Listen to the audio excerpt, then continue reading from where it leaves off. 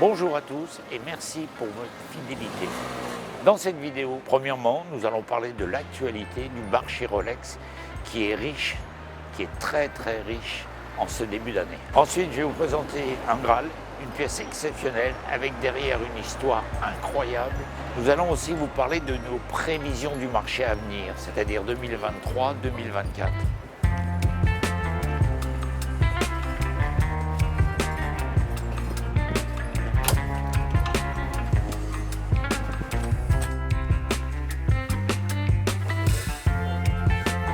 Nous venons de rentrer une pièce exceptionnelle.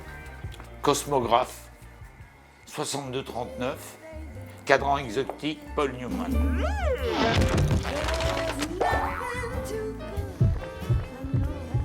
Voilà la beauté, c'est un Graal, c'est une icône. Cette montre a été achetée par une famille parisienne dans les années 70. La montre est de 67 en fabrication. Ça veut bien dire que c'est la première année d'un cadran exotique que les collectionneurs ont baptisé Paul Newman. Voilà, une exception de qualité. D'ailleurs, le possesseur de cette montre allait régulièrement dans son coffre de banque. L'anecdote est sympa. Il allait essuyer sa montre, il allait la faire fonctionner. C'était vraiment pour lui une consécration sur une pièce qui est devenue une œuvre d'art. C'est une montre qui a toutes ses pièces d'origine, qui est d'une qualité incroyable, qui n'a subi qu'un service chez Rolex dans les années 75. Et là, la chance veut qu'il n'y ait rien touché. Dans ma vie d'expert, j'ai acheté pas mal de Newman, mais c'est des pièces qui avaient fait 2, 3, 4 mains. Là, c'est incroyable. Pour moi, ça a été 2 ans de négoce. Et c'est incroyable. C'est une montre qui a sa boîte, qui a ses papiers d'origine, qui a sa facture d'origine. Alors là, cramponnez-vous. C'est une montre, on a fait une réévaluation de la monnaie de l'époque, qui a coûté 700 euros. Vous vous rendez compte? Ces montres étaient des montres populaires. À l'époque, une Omega valait 1500 euros. Tout or, par exemple, vous aviez les Patek qui valaient 5000, l'équivalent de 5000 euros. Et ça, monde populaire, qui battent les records du monde et c'est qu'un début. Voilà. Moi, ma prévision sur des pièces comme ça, c'est pour ça qu'il faut les protéger. C'est une poussée constante. Quand je vois au fil des années du marché la plus-value qu'elles ont pris, la difficulté de trouver cette qualité. Un détail, vous voyez sur ce compteur de secondes, les aiguilles d'origine étaient carrées, d'origine. Ensuite, quelques années après, ils ont fait des aiguilles pointues. Donc il y a toute cette expertise qui remonte. Mais le côté anniversaire, c'est le premier cadran exotique Paul Newman, la première année de fabrication. Poussoir d'origine, lunettes d'origine, aiguilles d'origine. Voilà, ça c'est vraiment un trésor. Moi, une pièce comme ça, de mon vivant, elle ne sera jamais sur le marché. Voilà, c'est tout. Alors, bien sûr, je vais la porter, mais que dans les grandes occasions et dans des endroits sécurisés. Elle passera sa vie plus souvent dans le coffre de banque qu'à mon poignet. Voilà. Ce cadran-là était noir. Et avec l'effet du tritium, vous avez une patine anthracite. Et une patine, selon l'éclairage, elle change de couleur, hein, vous voyez ? Là, c'est un noir qui était profond quand elle est sortie en 67. Et là, vous avez un noir anthracite qui s'enclenche. Là, on voit vraiment, au fil des années, une patine de coffre. Grâce, je le répéterai sans cesse, aux anciennes peintures et surtout à l'effet du tritium. Ça, c'est exceptionnel. Ça, c'est des chars d'assaut d'une résistance incroyable.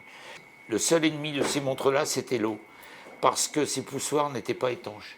Les poussoirs étaient water résistantes. Et beaucoup de montres ont souffert par des prises d'humidité qu'on touché les cadrans. Et là, malheureusement, il faut dire qu'entre une pièce touchée et une pièce de cette qualité-là, il y a des coefficients de 3, 4 et voire 5 fois. Vous vous rendez compte? La qualité. Ce dessin-là, il a été copié par toutes les marques au monde. La qualité, c'est mythique. Moi, j'ai des petits jeunes qui rentrent dans la boutique, ils me disent, Monsieur Vautrin, est-ce que je peux voir une Newman? La Newman, je leur fais voir en photo. Voilà. Je suis fier d'avoir sorti cette pièce-là. Voilà. Et là, il faut vraiment une expertise très pointue. Imaginez une pièce comme ça, qui sur un choc, une maltraitance, a perdu 2 ou 3 index de tritium, ben, je ne l'achète pas. Voilà. Ça, c'est la perfection. La montre a 55 ans, imaginez un peu l'histoire. La résistance, même le bracelet plié qui est très fin, d'une grande résistance. Moi, j'ai mis le costume qu'elle a avec. Hein. Voilà, la beauté. Ce marché-là, Il a commencé à s'envoler dans les années 92-94.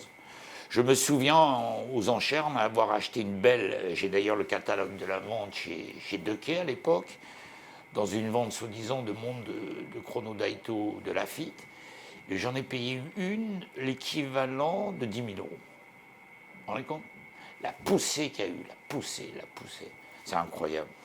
Nous pensons, d'après notre visuel d'expertise, qu'il n'y en reste plus que 300 ou 400 dans le monde de cette qualité-là. Le prix, c'est l'équivalent de la dernière Ferrari 296 ou d'une belle maison de campagne. Pas à Saint-Tropez, mais quand même. Et puis, ça ne se vend pas, ça. De mon vivant, elle ne sera jamais à vendre, elle ne sera jamais sur le marché. C'est un Graal. Bon, je vais la porter que dans des grandes occasions, dans des endroits sécurisés. Après, elle va continuer sa patine de coffre, dans un coffre de banque. Voilà, c'est tout. Voilà la beauté.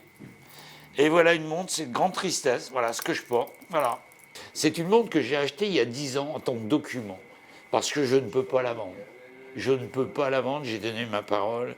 Malheureusement, ça fait partie encore des destructions Rolex. Cramponnez-vous ça. C'est une Sidweller 666 index non cerclé. Elle passe en service chez Rolex Patrimoine, il change un cadran ordinaire. Vous voyez, voilà le numéro que j'ai caché, j'ai la boîte, j'ai les papiers. Alors je ne vous dis pas la destruction. Il n'y a eu que 75 exemplaires faits pour la Comex. Imaginez la cote, Et là je me retrouve avec un cadran tritium de 97. Soi-disant que Rolex n'avait plus de cadran. Mais bon, l'individu qui le rapporte, il est au courant de rien. Il croit que tout est normal puisqu'il va chez le bon Dieu. Voilà le choc. Valeur marchande de cette montre dans cette aile avec le vrai cadran Comex. 666, index non cerclé, 220 000, 240 000. J'ai la boîte, j'ai les papiers. Voilà. Qu'est-ce que je fais? Elle vaut rien. Voilà. Mais je la garde. Je ne peux pas la vendre. Je ne la vendrai jamais.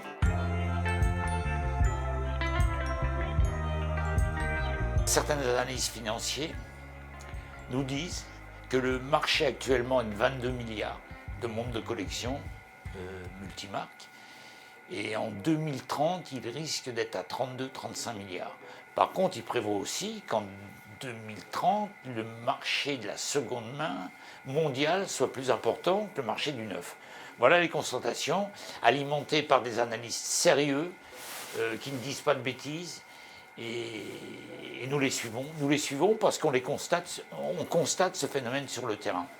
On voit arriver beaucoup d'investisseurs, c'est des pièces anciennes. Beaucoup plus de gens arrivent sur le marché de l'investissement. Les gens diversifient. On a beaucoup de gens qui vendent de l'immobilier, qui achètent de l'or, des Rolex de collection et qui sont au coffre. Voilà, c'est tout. C'est une sécurité. Alors, je ne vous dis pas que tout va être bon. Dans ce multimarque, sur les pièces de collection, il y a des choses qu'il ne faut pas faire. Sur Rolex, c'est un marché qui est extrêmement ciblé. C'est les modèles, la qualité. C'est d'abord la qualité et les modèles. Vous avez des modèles sur Rolex qui ne portent pas. Et là, il faut faire très attention, il faut nous écouter, parce que le marché, nous sommes sur Rolex depuis 92, et je le répète, ça n'a jamais été un marché volatile. On a constaté constamment des records du monde qui tombent sur les ventes de Genève. Je n'ai pas le temps d'aller à New York ou à Hong Kong, je travaille sur Genève, et ça n'a jamais été un marché volatile.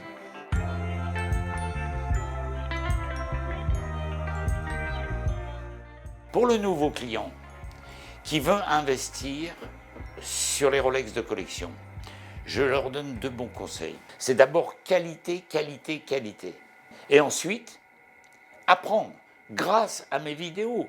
Un client qui arrive chez moi, je lui explique chaque Rolex de collection.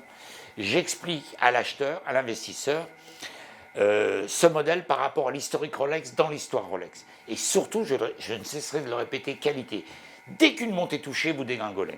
Un client s'assoit, je donne la loupe, je lui explique les index, réfraction, tritium, premier luminoma. Vous voyez, on explique tout. Et c'est ça qui est important. Il y a beaucoup d'argent en jeu et on n'a pas droit à l'erreur. On n'a pas le droit.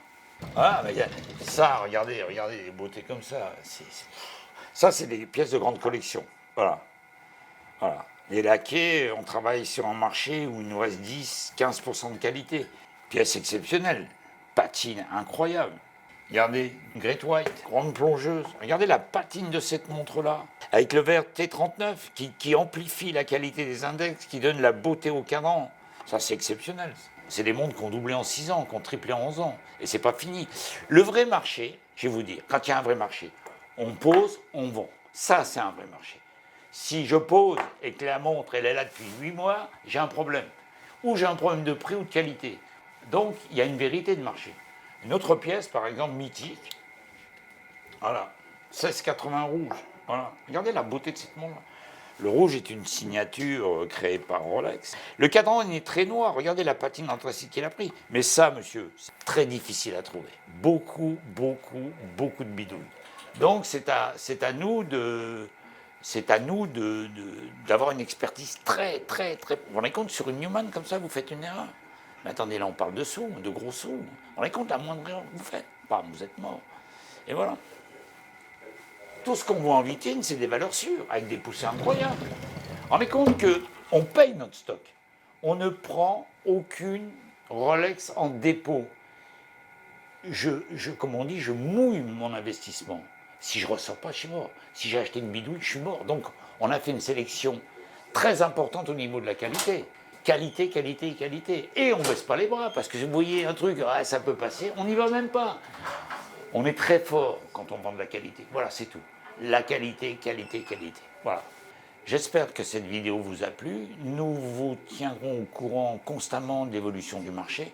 Il ne faut pas être à côté, surtout pas être à côté, et faire le bon choix parce que j'ai les pieds sur terre. Il y a beaucoup d'argent en jeu. Quand on paye une montre 10, 15 000 euros, c'est beaucoup d'argent. C'est beaucoup d'argent, donc on n'a pas droit à l'erreur. Faire très attention aux bidouilles, faire très attention aux fausses montres, parce que nos expertises sur les fausses montres ne baissent pas. Voilà, très important. Alors avant de payer, expertisez, c'est fondamental. Vous avez encore une moyenne sur 10 montres de 3-4 fausses montres. Et croyez-moi, soyez extrêmement prudents. Merci de nous avoir suivis et à bientôt dans une prochaine vidéo.